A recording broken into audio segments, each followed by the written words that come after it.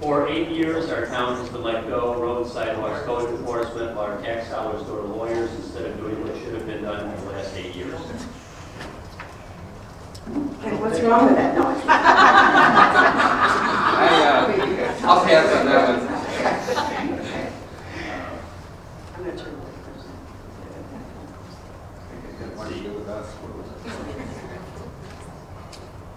It took, and this is the first time reading, it took the Boston Tea Party to get the federal government to act. I suggest Carpentersville may have to be our Boston Tea Party. It was the people who acted, not the police. We are a government of the people, by the people, for the people. Even with the scare tactics, we the people must continue to fight on. In the 1920s and 1950s, how can you be for law if you condone giving illegals immigration? I think King George would be really hacked off if someone said that that was the federal government of the United States, because I think we were still part of England at that time, right? But let me just say one thing about this. You talk about the Boston Tea Party. It is, unfortunately, revolutionary for American citizens to begin to participate in their government. And the only way that you're going to get your government to do what you want them to do is to participate. And too many of us, 50% of us, don't vote. And then we wonder why no one pays any attention to us. So, you know, I echo the sentiments of getting involved. You have to do that.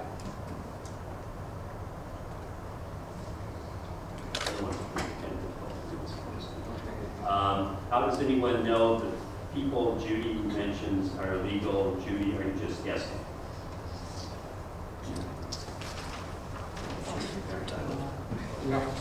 I'll defer that to Paul. 2000 census for Carpentersville.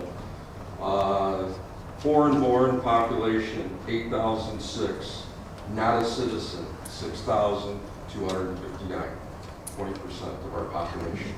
What does that tell us? A non-legal permanent resident is foreign-born and is not a citizen. People who are here on temporary workers visas, people who are foreign students. So we have 6,259 of those people here? All of those categories fall into that. You really believe that? Well, We don't believe some of these people that are, by that number, are illegal aliens. And I'm sure that a number of that. Right. But the question is, And how do you know if I use your 45%, if I use your 45% number, multiply that by the 6,200. Wait a minute. First of all, the fact that you're foreign-born doesn't mean that you're unlawfully here.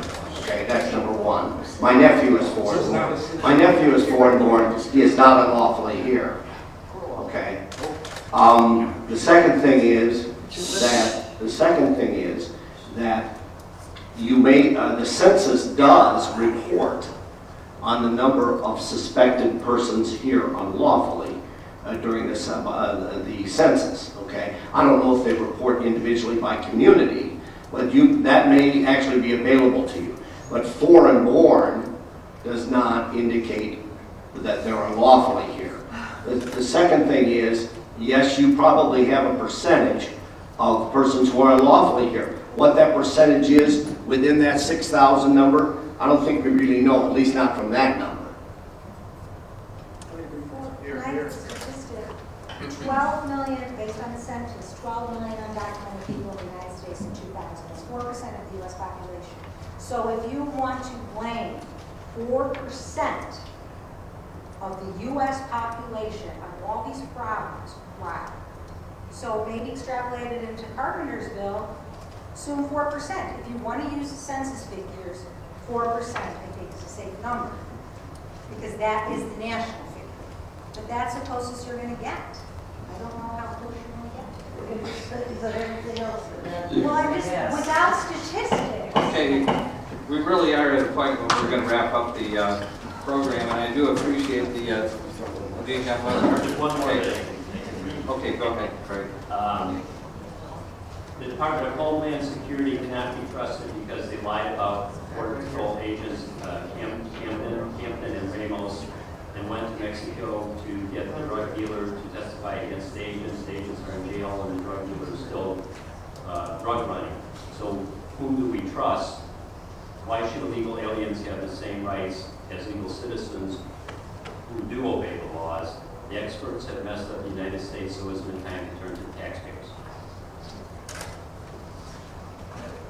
I think that was just someone voicing an opinion, so it's not a question. Yeah, I'm familiar with that case, but I'm not familiar with the specifics of that case. And you have to talk to the Attorney General. You have to talk to the Attorney General. I have one last question. Can they also claim that they don't pay any taxes?